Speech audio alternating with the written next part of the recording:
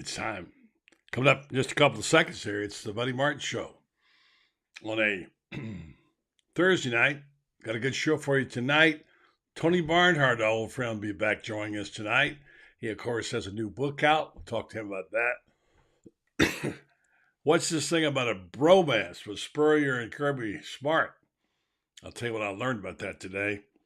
We've got Loren Meadows, the coach. We've got Franz, the Duke. And we've got, we got Loren Meadows, we got Franz Beard, and we've got Ben Troupe, all coming to you right here on this program. Tell your friends and neighbors, the Buddy Martin Show is now officially on the air. Let's do it. It's time again for Buddy Martin. Call him up and tell him what you're thinking. But be kind because he's doing the best he can. Better, stronger, faster. Mama said that alligators are ornery because they got all them teeth but no toothbrush. Hey, what if the voice calls while you're gone? Take a message. Bye! You ready, champ? I'm ready for this my whole life. I'm incapable of small talk. But that's why you love me, right? Kind of intimidating to be in the presence of so many great athletes.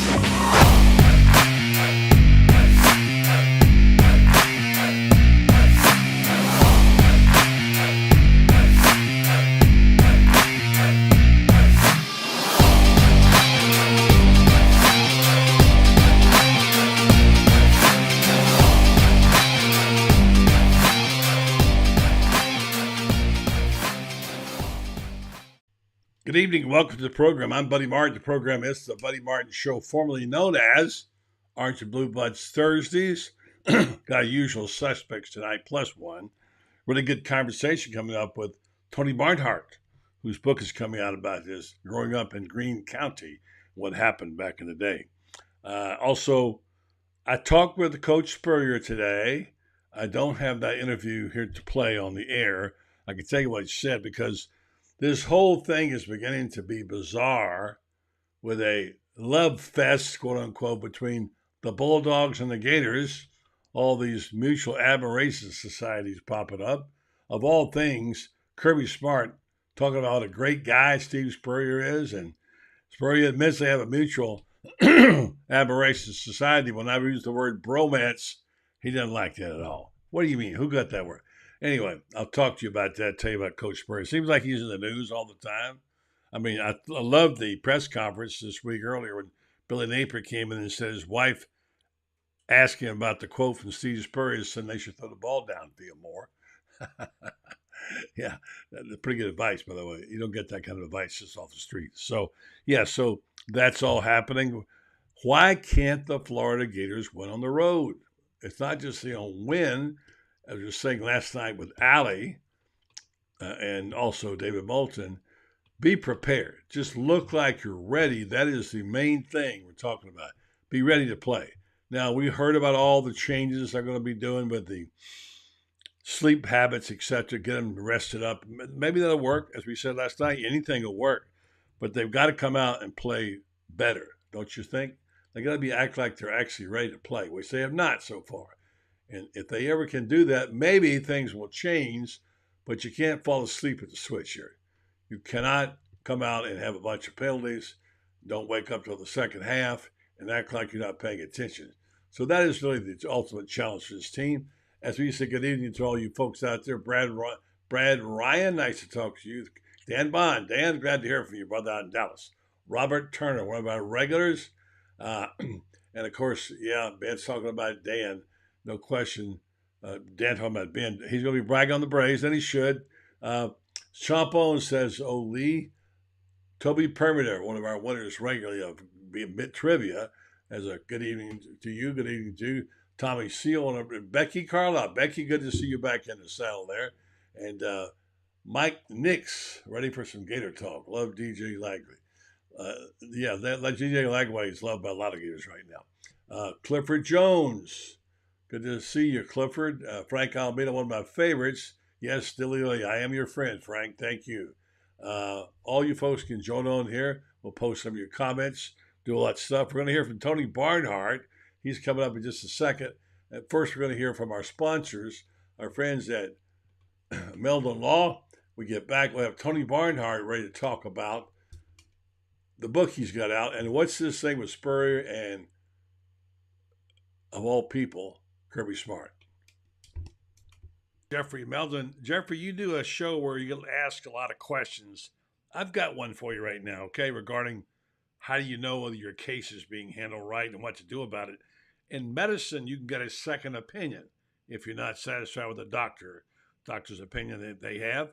And do you have that in law? Can you do that with lawyers?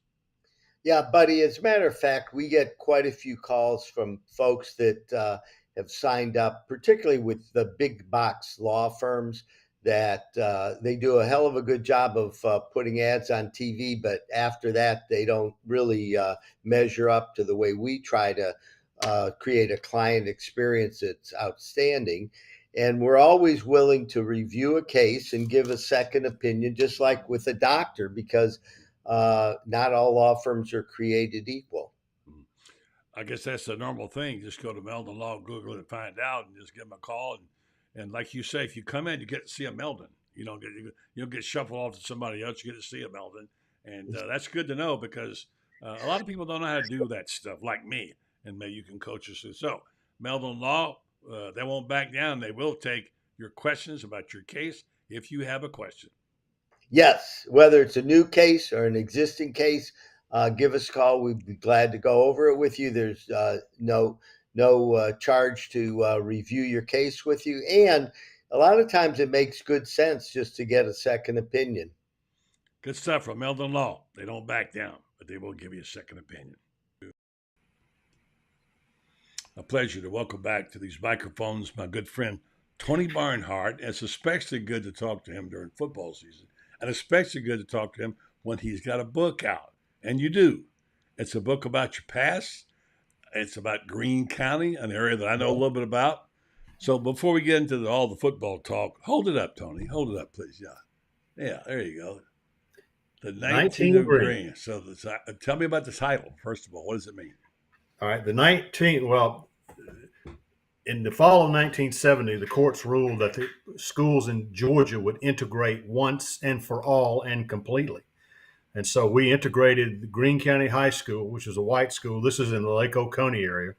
Greene County High School merged with the all-black school, Floyd T. Carey, to create the new Greene County High School. The 19 comes from the fact that after spring practice, we thought we were going to have 50 or 60 guys merging the schools. We had 19 guys, buddy, 19 players, 12 white, 7 black. And that's where the 19 comes from. And Greene, of course, comes from Greene County. So when I was coming up with the title, we came up with the 19 of Greene. And it is a story about our football team, which did well.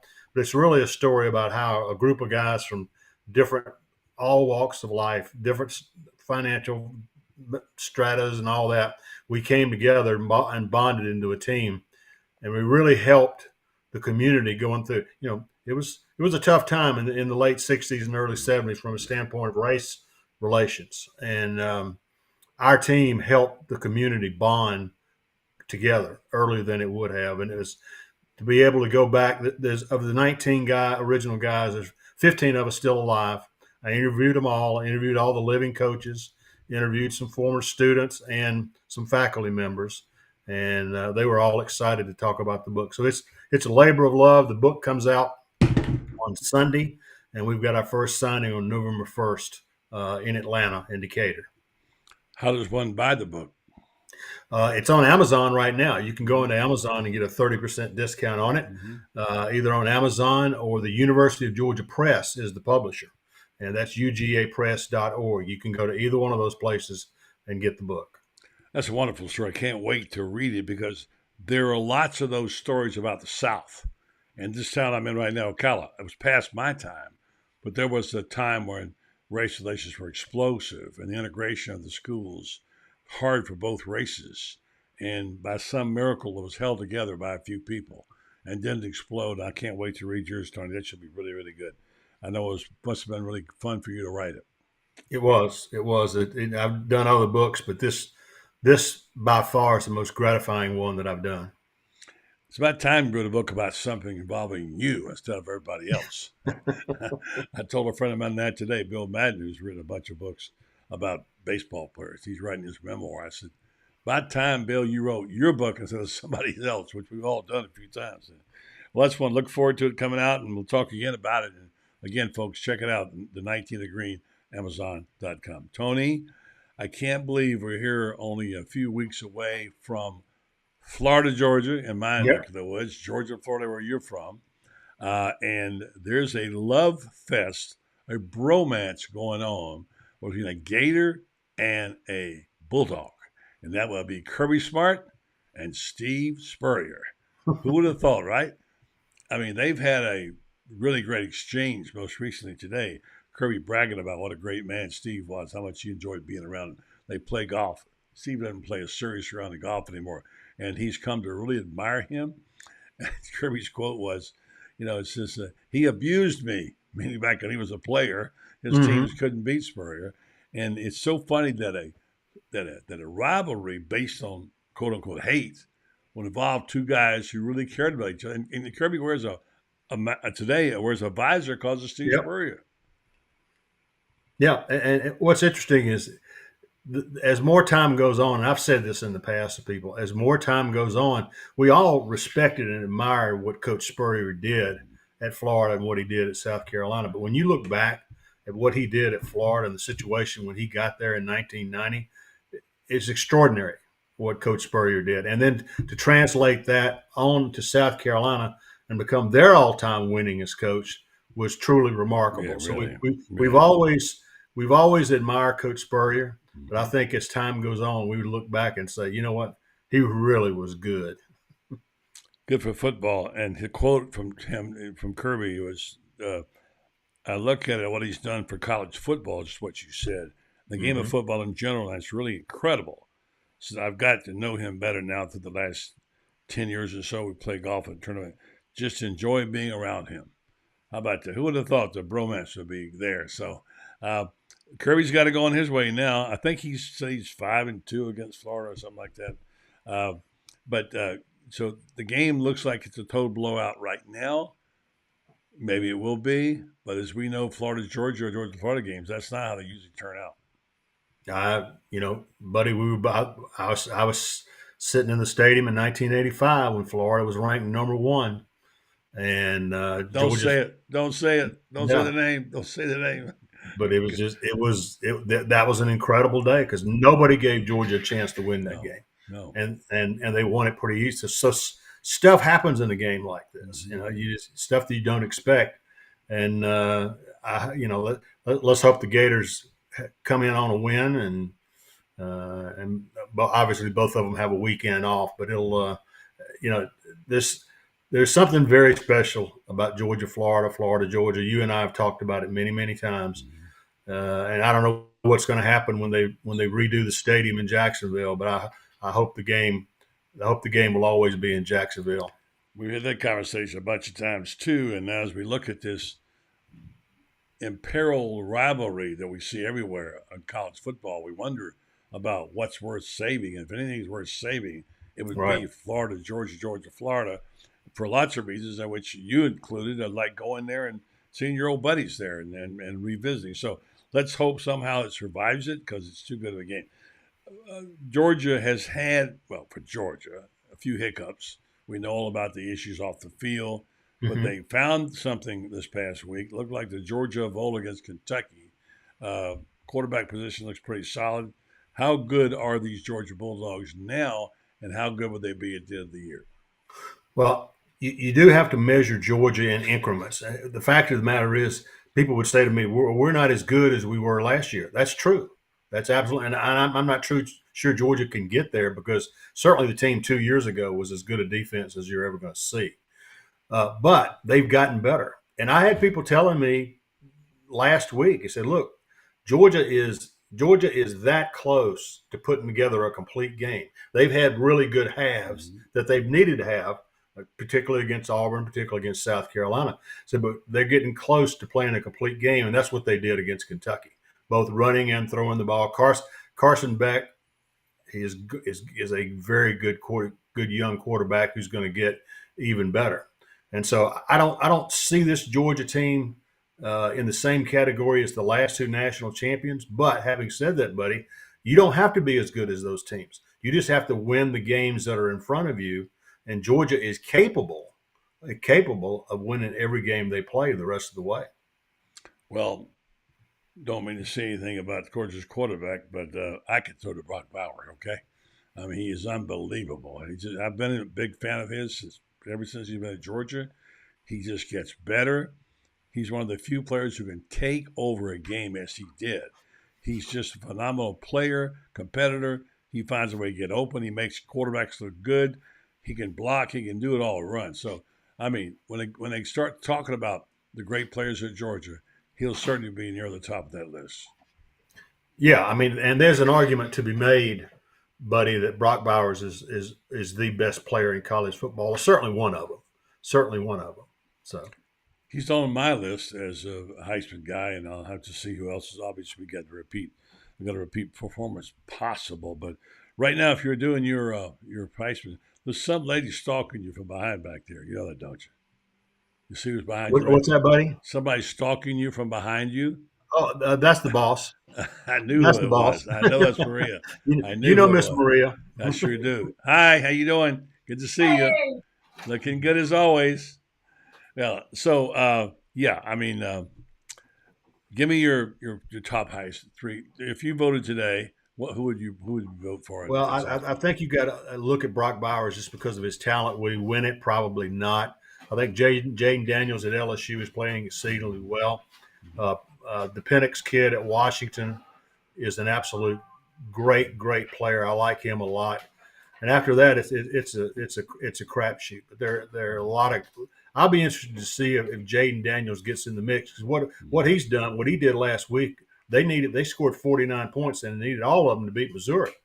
And so he had like 250 yards passing, 130 yards rushing as a dual threat. But Michael Penix at Washington is the same kind of player. He is special. Took a lot of ball to play, and we'll find out how it's going to turn out. Tony, it's always great to congratulations on the book. Can't wait to buy my copy. Again, The Green 19. You can get it at Amazon, which I plan to do after I hang up and hold it up again. Yes, sir. 19 of Green on Amazon. If you get on there now, you can get a 30% discount. So. Oh, 19 of Green. I'm sorry. Where are you on that cover? Show me where you are. All right. Down here in the bottom corner, number 50, because I played like 4 different positions. I had 2 offensive line positions, tight end and defensive back. So they made me number 50. But it's down here in the corner. That's a good number, 50. So that's great. Looking good there, TV. Can't wait to see it. Thank you. All right, my friend. The great Tony Barnhart. Appreciate it very much. Okay, looking forward to seeing that book. I'm sure it's good. By the way, we'll get into this a little later when you get Ben and the Troupe and the guys here. Ben's somewhere out there. We'll see if he can catch up. The story, if you haven't read it, is about Steve Spurrier and Kirby Smart. I've got a column tonight I'm working on for tomorrow about that relationship. And I was kidding Steve when I called him today and said, "What's this bromance with you and Kirby?" He said, "Bromance? Who used that word? We only had our picture taken.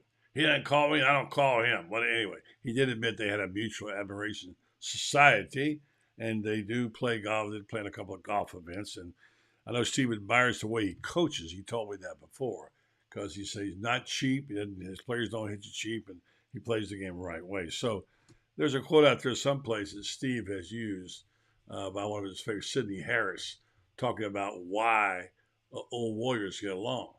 And some of the things that he said, one of the things that Sidney Harris said was, his quote is, "A winner admires and respects winners.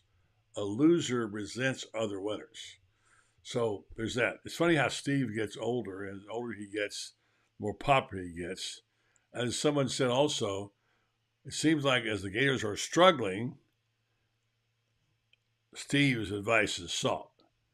You know, it's odd that at the press conference this week that Billy Napier admitted, I think it's kind of funny and yet interesting, that his wife asked, where he was quoted as saying, she said, "Why did Steve Spurrier say throw the ball down the field?"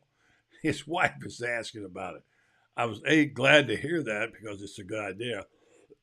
Secondly, glad to see Billy having a little sense of humor, which is what he needs in this job. He needs that sense of humor. So here's a guy who has a sense of humor and doesn't need it, but he has it.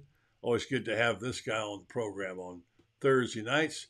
He is 84 Reasons Himself. Ben Troupe. What's up, Benny?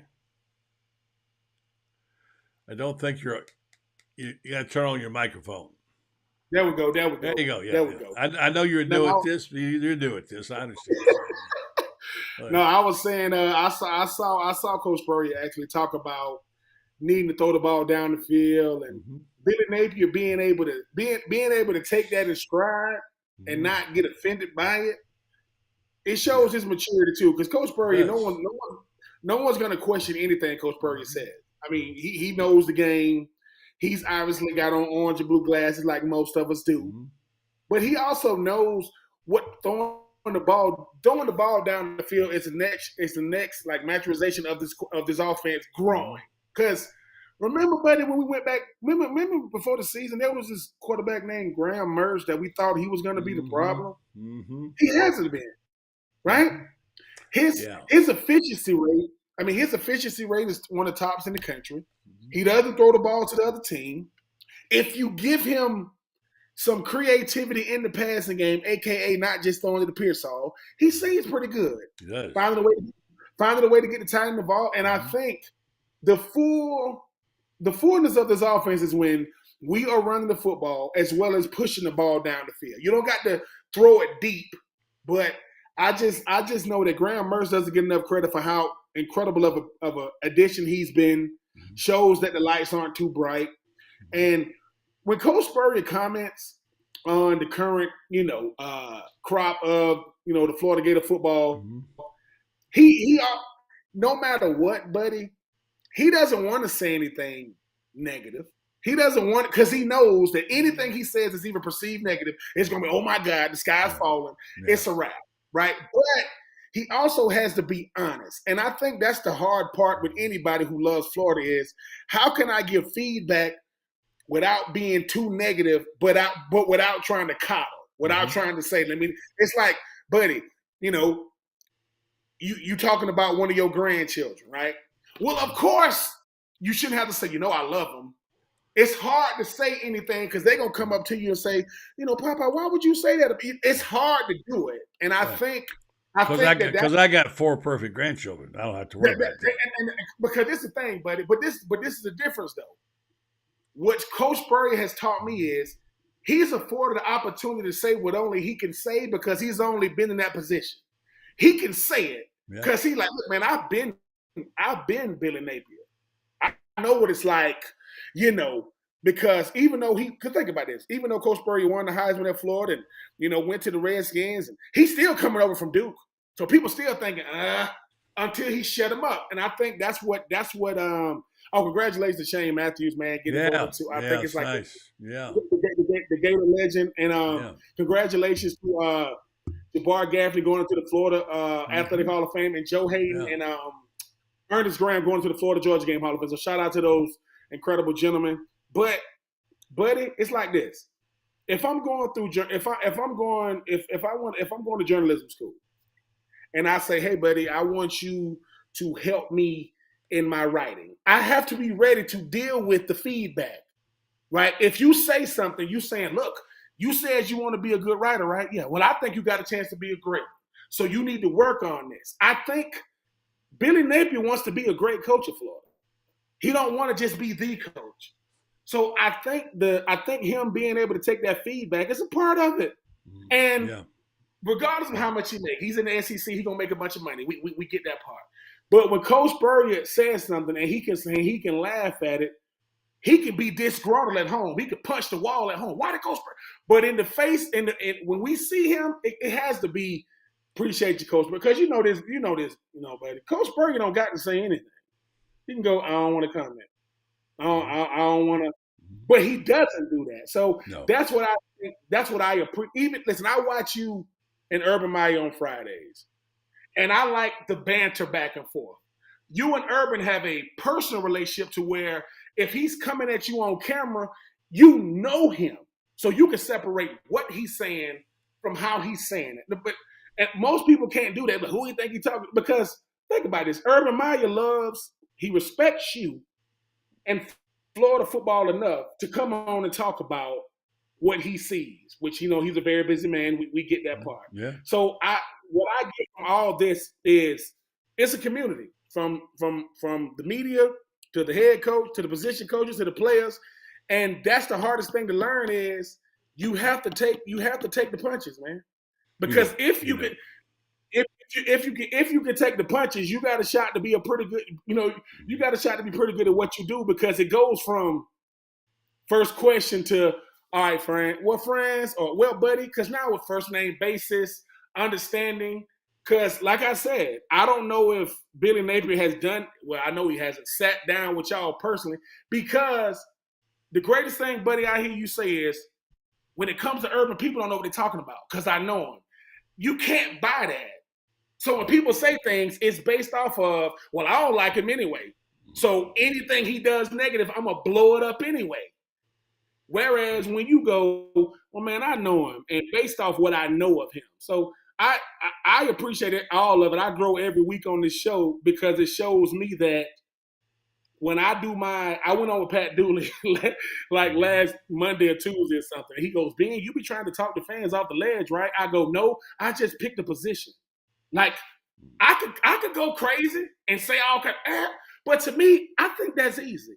I think it's easy to do that. It's hard for me to come on here after I done punched the wall and say, all right, Gator Nation, I'm just giving you another perspective. You're right. You're absolutely right. I'm watching the same game. But yeah, at the end of the day, I want us to have a good showing against South Carolina. I like what Arliss Boardingham is doing. I like all the country. I think we got 11 freshmen who have already played in 5 games, so they can't redshirt. Right. Making contributions. And I just think we take the next step, because Mark Stoops, his barometer is Florida every year. It's not based on how they look against Georgia. It's us. And he's done his job the last 3 years in a row. For us, it's still keeping pace in the SEC East, preferably number 2, because we ain't got to Jacksonville yet to see that. But I like what Billy Napier is doing, man, and I don't have to say that. I don't have to say I like what he's doing. I don't have to say, but it, like I said, I came into Florida and it was already built up. This thing was already a mansion. Coach Spurrier invited me in, but then when Ron Zook got here, we had to clean this mansion. We had to clean it, and there was a lot of rooms in it.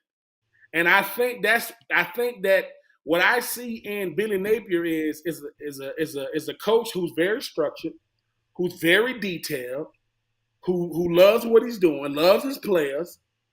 But with all that he's doing, Gator good and all these different things, Gator made and everything they're doing, buddy, you know this. He could be the best coach at developing young men into grown men you ever seen. But if he doesn't win, it won't matter. And that's bottom line, because I think he's getting it done away from the field. I just talked to Savannah Bailey and what they're doing, but buddy, you know this. They don't pay you $7.2 million to not win. And that's the thing that Gator Nation makes sure we make sure he knows. But like I said, with you and Franz and Loren and y'all like the way y'all break it down. Because buddy, what you do that nobody else does, you give these beautiful scenarios and analogies to football. Not just like, listen, man, I ain't gonna just give you the X and O's. I paint pictures with my words, and I appreciate. But buddy, only you can do that. Franz can't do that. He can, but he can't do that. Loren can't do that because you respected in this industry. So, like I said, I know I be ranting, but I thank you for the comments. I want to get back to the Billy thing. I think it's really important that we not pass on this, because it shows me that Billy had a little grace and dignity. Yep. He needed to address that Spurrier thing some way, and he picked the perfect place and time to do it. Well, his wife's telling him that he sees Spurrier says throw the ball down the field. everybody's thinking that, but in the past years, the past year and a half, Billy would never address anything like that was hanging out there. And by him addressing the elephant in the room, even in a humorous way, it tells us, yeah, I hear Steve Spurrier too. Yeah, I hear him. I get it. I get the same thing you get. And I think that's important. He shows a little humility on his part, which is always good for a coach to have. And it shows that there's a family, that of the Gator people who have different opinions. So I like that a lot. I think it's a plus for Billy, and I think Gator fans appreciate it too. He does. Yeah, they do. But once again, buddy, we it's something you said going back to last year. He's growing into his role every week, right? He couldn't do that last year. He's not in the position. He probably wanted to do it, but it's like, hey man, my first year is I kind of got to let them get to know me as a man, as a coach, as the face of this thing. This year, he's realizing that, hey, I got to show maturity too. I got to show growth too, right? I got to show it. Because what's going to happen is when he's holding court now. He's not doing the coach speak. He's defending his players. He's defending, his calls or time, clock management, all that. But to give Coach Spurrier his own moment or time in a press conference says a lot about it. Because I see it to where somebody says, Dan Bond said the head ball coach has an office there. How do you not go in there and talk to him? Because whatever Coach Spurrier give him, he might not be able to use. Like, Coach Spurrier didn't have plays for 2nd and 3. Coach Spurrier, they don't run the same offense at all. Now, if Coach Spurrier tell him, no matter what happens, you better be you. Because no matter what, buddy, it comes to an end. And we hope there's a long time before it comes to an end for Billy Napier, right? But everybody ain't gonna have that swan song like Coach Spurrier did. Ain't nobody gonna have that type of success. Is rare in any walk of life. But can Coach Spurrier tell him things like, I like what you're doing, though? Because sometimes that's all it is, right? It's him saying, hey, man, I know how hard it is. Yeah. And only me, you, McElwain, Muschamp, Zook, Maya, the only ones know this language, right? But like you said, but him acknowledging Coach Spurrier, with a laugh, because the one thing that Coach Spurrier doesn't get enough credit for, he's one of the best guys at doing interviews you ever see. Like when he in there with the media people, I don't know how he was a Duke, but Redskins, South Carolina, when he was in the USFL down in Orlando with the Orlando Tampa, and also the Tampa Bay Bandits too, as you know too. The Tampa Bay Bandits. Spurrier realized what you see on the field is my offensive brilliance. What you see in a press conference is my charisma. I am charismatic. I'm funny. But I know what I'm doing. I mean, he's the gift that keeps on giving, man. He's been doing this for a long time. He said to me the other day, gave me a quote the other day. He said, "Did you ever hear this one before?" He said, talking about how he was so cool in his approach to things. He said, when confronted with a task everybody says is difficult, act like it's a piece of cake. That is Spurrier right there. He never, right? You know what he's like. I think that's brilliant. And so people want to say, why is he so cool over there? Calm. He just made it that way. His demeanor was spectacular. And, of course, what he did on the field and with his football team is a whole other deal. Let's bring Franz in here. See if Francis is there. Franz was early last night. He was on the air last night, and nobody else was on but him. Couldn't figure out why, right, Francis? Sleep deprivation's a wonderful thing, Bud Light. He kept saying, send me the link. I said, tomorrow night, Franz. So anyway, we were really gifted to have a guy like Spurrier here. And again, I'm going back to this can only help. Mullen never embraced Spurrier. And I know for a fact it rubbed him wrong. Spurrier didn't want to go in there and tell him what to do. He wouldn't. But you'd think with a guy that smart sitting down the hall from you, maybe you might go and ask him for a play on third and 4 or something. Only one of the greatest minds in the history of college football. He's sitting there. Why are people so accurate? I get that it's like talking French and Spanish, that the offenses are different. I get all that. But my gosh, can't you learn from a guy like Spurrier, a guy like Urban, whatever? I think. Francis, what do you think? Well, I think Dan had a problem with actually allowing anybody in. I think Urban Meyer would have been very, very happy, for example, after he left Ohio State to maybe come down and lend a helping hand here, etc. But here's the thing the biggest thing that I saw that Dan didn't do. And one of them was not take advantage of everything he had going for him. I don't think he really embraced the high school coaches in this state. And I think that's one of the reasons why recruiting got so bad. You didn't see Dan getting guys out of IMG. You got a football factory down in Bradenton. It's one of the things I've loved about Billy. Billy's gone there, got players, and he's going to get the Seton kid, I would be willing to bet you, the big offensive tackle, the best in the country. And I think he's going to be a Gator. He's at IMG. This is the thing that Steve Spurrier understood this. It says FLORIDA on that shirt. That means that your first obligation is to FLORIDA. That's what your first option's got to be. And he made it that. And he made this state, he molded the state in his own image in so many respects there.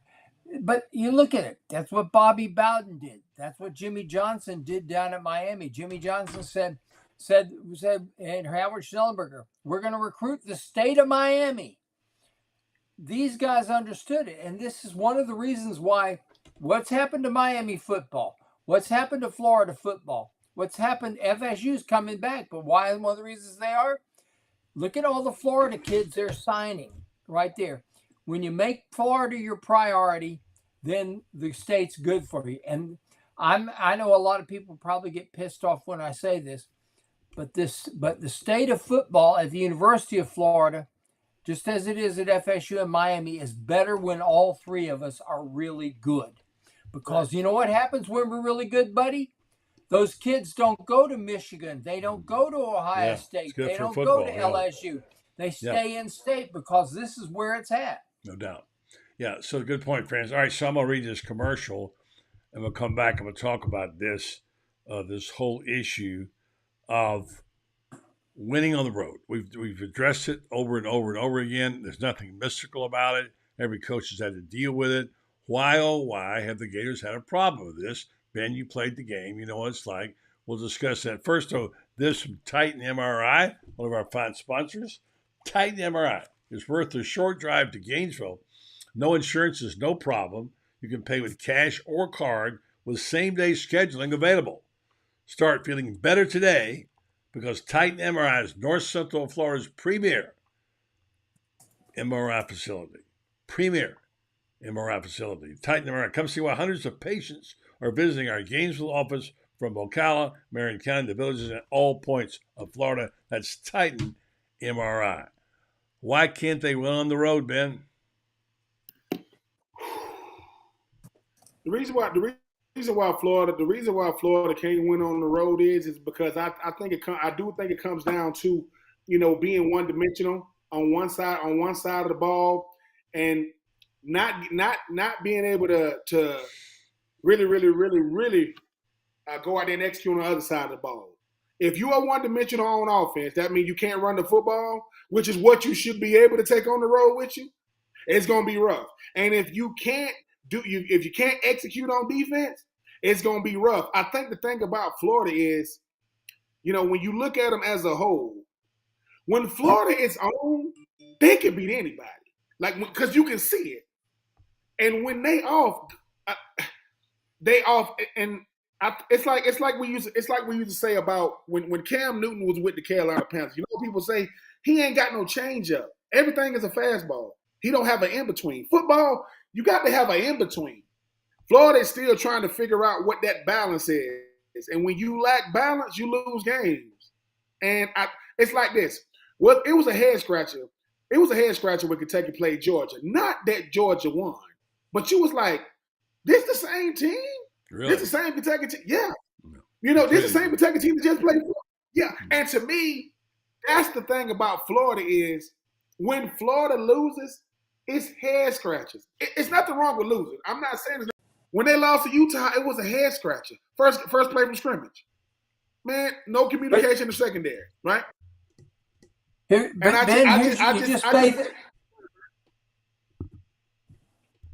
just said the right thing right there. First play, Florida, since Billy Napier has been here, has traditionally gotten off to rotten starts on the road. You look at the Gators are 1-7 on the road, with the exception of probably the game when they beat the Aggies. They've gotten off to bad starts in every one of them. You look at the number of penalties, unbelievable how many times the Gators get penalized when they're on the road. And you can't just go into games and give up yards. You can't give up. You could do it with Spurrier because Spurrier was a genius. Y'all were at South Carolina, I think, your sophomore year, and down 19-0, and you came back and scored like 55 on them, something like that. Yeah, well, it was they did the whiteout. They did a whiteout my sophomore year at South Carolina, and it's once lose, it's so obvious. It ain't the other team is not doing nothing creative. Like that kid from Kentucky gonna talk about that Florida game the rest of his life, right? I remember him, and he had a kick return, right? And that's the thing about Florida is, listen, it's like this. If what happened to Miami on Saturday happened to Florida, oh my gosh! Now, gosh! But this is the thing. It would have been hard to swallow. But you know what we'd have said? See, man, there go that stuff again. Because to me, what happened at Miami this weekend, last week, it shouldn't happen. Never. I don't care if the kid fumbled. Never. Oh, no, this is the thing. I don't care if the kid fumbled. Once again, all the DBs got hurt. Take the damn knee and get out of there. It's simple. No, buddy. This is the thing, right? No, here's the thing. All the DBs just got hurt. Troupe, Beard, Meadows, Martin, y'all got to get in the game. You know what I'm going to say? We're going to be in the end zone. I'm not covering. I'm standing in the end zone. He might catch it, but he ain't going to run behind me. Yeah. To me, common sense loses more football games than game plans ever will. Football is common sense. Hey, man, they got to throw it in the end zone. So what we going to do? We going to play coverage? That's stupid. You're going to play coverage? Get in the – and then prevent it. The one time when you need to prevent, run it. Yeah, you're right. Mario, you remember when Warren Sapp and a playmaker, Ed Reed, remember the boys used to do all that U stuff? You can't get them to talk about Miami because they know what's going to happen. They know when it comes to Florida, though, and Franz, Loren, you can speak to it. On the road, it's all mentality. Because guess what? We the only team that we still think about the first play of the game in the fourth quarter. It's over with. It happened. Move on. Because, like I said, Florida has a shot. If they lack talent, I get it. If they didn't have the players, I get it. But they do. Yeah. They do got the players. They do got the talent. And I don't want to hear about that 2024 dudes are going to be young. It comes down to the one thing Ron Zook made sure we understood was you got to withstand the onslaught, get over it. Yeah. Whether it's a good play, you got to take some shots. You got to get over it. You got to be resilient. Florida, yeah. I think of Florida, but they got to find a way to say, hey, fellas, something bad is gonna happen. Hopefully, we have to be able to stomach it. You got to be able to overcome it. Take the blow. Come back. Get up. That kid with that gold hair. Yeah. He's trying to light us. He's gonna try to light us up on Saturday because of what we did to him last year. Yeah. And I hope you don't come. Listen, I hope you don't come alive this Saturday because we need to get you up to Columbia and wake him up on Saturday and give him out the speech. I wanted to say this. I'm walking around with baby powder slapping the hell out of everybody. Hey, Loren, he's got his game face on. I think he's ready. His Braves got him fired up. I want to say certain things, and Loren, you can address this first. there are some penalties that are penalties. I mean, look, the legal motion penalties are frustrating, especially when you made them Mario. But to have the kind of penalties and make the mistakes, I mean, Miami's mistake. The old saying, Franz, they snatched the jaws of victory into defeat. I mean, that was a game they had won, and the coaches just took it away. And the basic thing you learn in high school, don't let a man get behind you. You just don't do that. And then to not take a knee was unforgivable. It may cost Cristobal his job eventually. And then, look, Florida's penalties were bad. There was a couple, and not having the right number of men on the field. Let's get over that. Stop doing it and stop making that mistake. Some of those things are very egregious. The main thing, though, with Florida is, I think we said this, and you can respond, Loren, first, is that you got to be ready.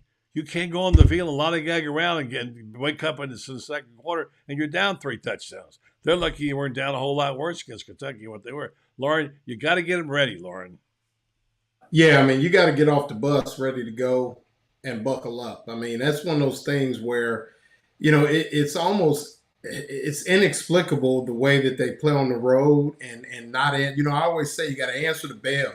You know, it's like a boxing match. I mean, like Ben said, you know, all the hoopla, all the hype, everybody comes in with the music, they ready to go. But at the end of the day, when they go ding ding, it's time to fight. I mean, we got to be ready for a street fight. When I say we, I mean like we as a team, any football team, you got to be ready for a street fight.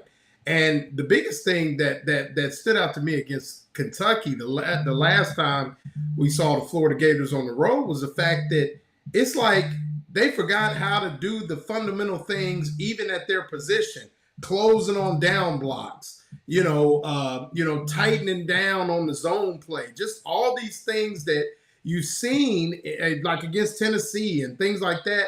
And it was like they just forgot how to play, and it was like nobody wanted to be a willing tackler. And it's just like you said, it's like, how could you not be ready when you've been in those situations? You know what kind of football team you're up against. And I don't know if an hour more sleep or less sleep, or I just think all that stuff is fluff. And you got to get yourself to a situation where if you want to be truly a good football team, then you got to be able to get up and make plays on the road. You just have to. Yeah. And I mean, that's the way it goes. I mean, you cannot, and like you said, buddy, you cannot have the 13 men on the field, even though they scored on 13 men on the field. Yeah. You cannot have, some of the mistakes as far as play calls and things like that. And like I said, what stood out to me was just the fundamental scene to leave the football team, particularly on defense. You saw guys undercutting blocks instead of taking them on like they had been. And it just really makes no sense. And then if they would have played that game in the swamp, we would have saw a totally different football team. Yeah, and that's what's just, it's the head scratch. Especially can't do it on the road. Franz, we've been through this before with Billy, with Steve and with Urban. Remember that he had Adazio go on the road, remember, for those 12 o'clock games? And shake everybody out of their bed, remember? Early in the morning, get them out, get them going. And he had a way to combat that. It's now evident that there's something missing in Florida's, whatever they're doing, because they just aren't ready to play, Franz. They haven't been. Well, I think some of it has to do with, from my opinion, is you got to come out there with this idea that your first play can be a dagger, just like what Utah did. Utah was smart. They came out and decided the first play was going to be a dagger. And even if that ball had been incomplete, they sent a message that, hey, you think we're just going to come here, ground and pound? Yeah. We're ready to take you on and see how you like our speed. Spurrier, I remember the Auburn game in 1999, I think it was. That was the game where I believe that Grossman had the ball snapped, or it might have been LSU, but I think it was the Auburn game. The ball gets snapped over Grossman's head, and he goes back there and makes that play. It was that game. But the Gators came out, first play of the game, Grossman to Jabbar Gaffney. They run a double cross. They run a double cross across the field like this. It's like an X route. The first guy clears the safety. Jabbar comes underneath. Riche clears the safety. Jabbar comes underneath. The crossing pattern. The safety's gone. Boom, hits him, and it's gone. Make a statement to begin with. And I think that's been missing. And I think if you come out with an attitude that you're going to be passive to start the game, particularly on the road, I think when you come out and start that way, I don't think you're doing yourself any favors. I think you need to make a statement. I think you need to come out there with the attitude that hey, we are here to stomp you and stomp you and stomp you. And when you have no more breath in you, we're going to stomp you some more. We're going to have Des Wattsman jump on you with an atomic elbow drop. Yeah. You know, Urban said last week in the show, by the way, he'll be on tomorrow morning as well, when I made a comment and wrote about, okay, losing to Kentucky was not a disaster. You know, it could have been a lot worse. And he said, I beg to differ with you. He said it was a disaster because anytime you lose a game, it's a disaster. He says you don't know what a loss does to a coach. It just and Urban said, I have some losses I can't get over today. And I was talking to Spurrier today about it. He said, so do I. These losses are more than just a L.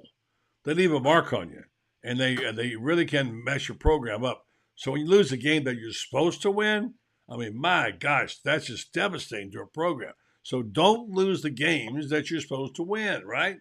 Win the game you're supposed to win, and don't ever show up on the field without being ready to play.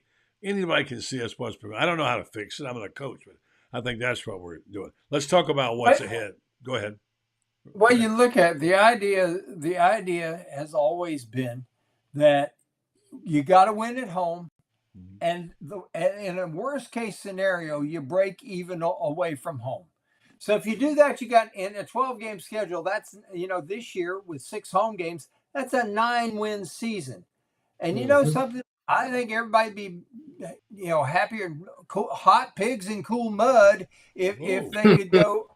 If we could go 9-3 this year, and it's still possible. You kidding me? Oh, they'd be thrilled beyond belief. Highly improbable, but it's doubtful.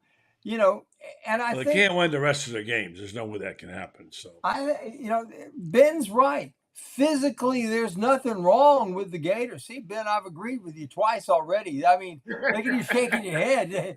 No. I can't argue with Loren. Loren will sit big low on me. I can't do that. We can't win the rest of our games. It's look, I'm gonna say this. My senior year, we are 3-3.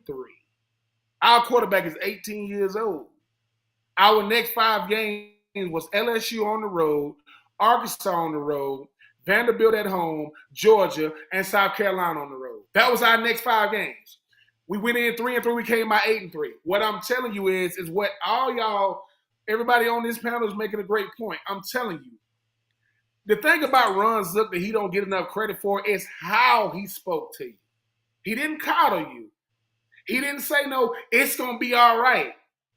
I mean, he look you in your face and go, really? You can't get open on him? You can't get off that block because he made it individual. He made it an individual thing first. Because he'll go, football is that dude in front of you got to be the show enough for him to make you look like that. And he goes, last time I checked, I don't see that. We cannot let, and I respect every player. We make players who you don't know who in the hell they are look like world beaters. That is a problem. Now, I went up against David Pollock.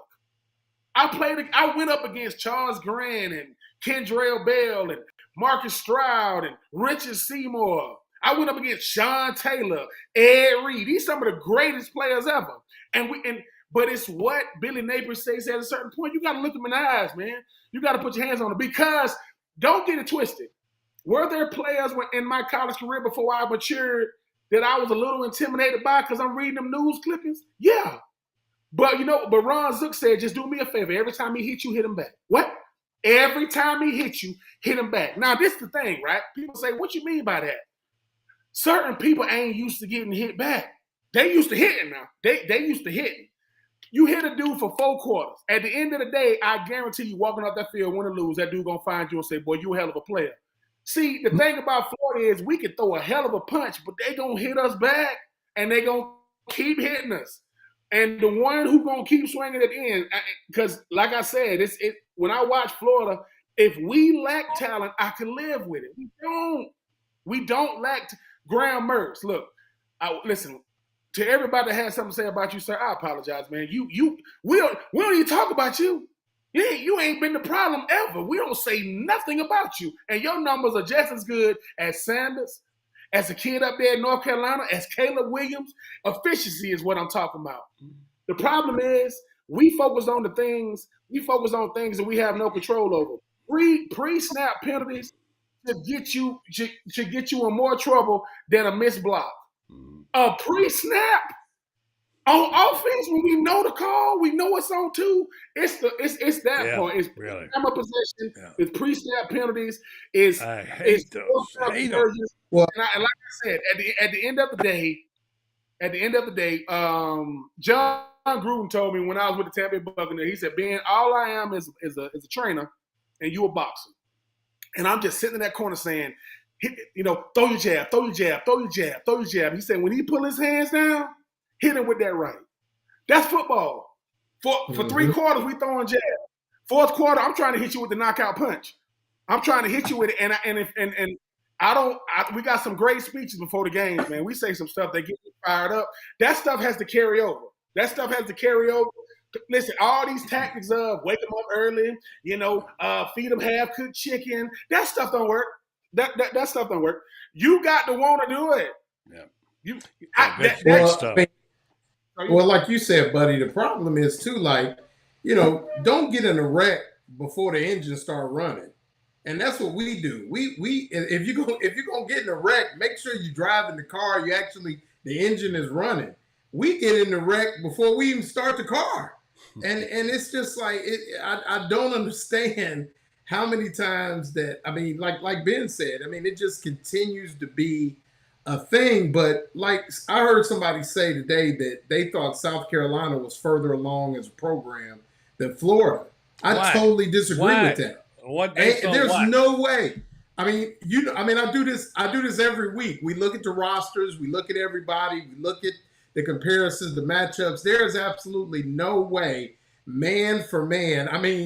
Look at our running backs and look at South Carolina's running backs. No offense. Obviously I'm a small school guy, but a running back from Newberry College is nowhere close to a Montrell Johnson and a Trevor Etienne. If you take Xavier Legette out, there's no way they have better receivers than Florida has. It just and that's what I'm saying. Yeah. Don't make excuses. Go out and beat an inferior team on their front porch. Do what you're supposed to do. It's just like when we was growing up. If you went to somebody's house to fight them, you was in for a fight.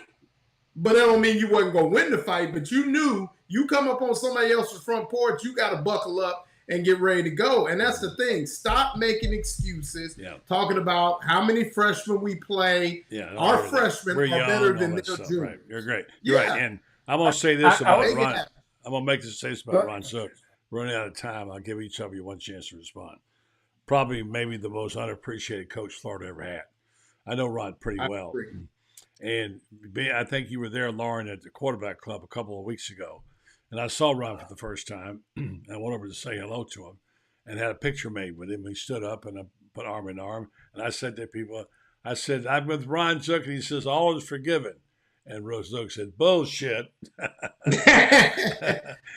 witnessed that. I was there. Yeah, I witnessed that. That's Zook. He's coming at you, right? Right there, Franz? Absolutely. I got to tell you one other thing. We had a little guy here, 5'8", was all SEC twice as a defensive lineman at 163 pounds.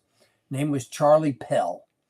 Charlie Pell, one of the things I appreciated about Charlie Pell was I was at a practice one day and he tells his guys, if the next guy that has what he called a pussy penalty, he said, you're going to be running stadiums until you puke. He says, if you're going to have a penalty, He said, you make sure the other guy pays for it. He says, if you're going to jump offside, he said, knock that man across from you. He said, be sure to knock that man across from you on his back and do it so hard that he remembers it. And he thinks that the next time you're across from him, you're going to run his butt over. Right. And, Good stuff, and this is the thing.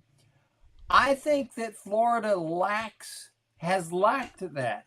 All right, let's stop it right there at that point. We got a minute. I want you to say in 15 or 20 seconds and then go around the horn. Will we see that kind of fight in these Florida Gators in Columbia? Franz, yes or no? I think so, because they just are coming off the best practice week they've had all year, and that comes from two people who were there. Ben. Yes, I think it does, because at the end of the day, man, because you got something to compare it to. That what didn't happen at Kentucky. The last thing you want to do is get back on the plane knowing that, hey, man, we made two teams that we were better than, to make us look inferior. Loren. I'm 50-50. We will see. I'll be there. Check with me about Saturday night around 8 o'clock. Guys, great show. Great show, guys. No, he won't be sober that time of night. Got to get him earlier than that. By the way, belated 50th birthday to you, Coach Meadows. Yeah, good to see you. Hey, Franz, Ben, Loren, always great to see you guys. Thanks for a great show tonight, all right? All right. Take that head off, Ben. All right, guys, thanks very much. Thank you very much. Okay, we're going to say goodnight to you. Tell you about Titan MRI. We told you earlier about them. And then we're going to tell you about Renstar Medical Research, one of our fine sponsors, someone that's been with us a long time. They've been loyal to us, and we want you to know they do great work in our community here in Ocala for you and for all of us. They have a high-quality, patient-centered clinical research facility right here in Ocala. They bring you cutting-edge clinical research trials in Ocala, have been doing so since 1998, and they look into things like Alzheimer's and psoriasis, osteoarthritis, fibromyalgia, migraine, other things that affect us in our community. And they do research and send it off to leading prominent pharmaceutical biomedical companies. What's cool about this, you can be involved in these clinical trials. Just go to renstar.net, look it up. In some cases, compensation paid for time and travel. They're looking for better health for us. Renstar Medical Research, seeking tomorrow's answers to the health questions of today. Thanks to our guests tonight, Tony Barnhart, Ben Troupe, Franz Beard, Loren Meadows. Have a great night. Don't forget tomorrow, Urban Meyer joins us on the program as he does for Best Fridays in Football. Have a great night.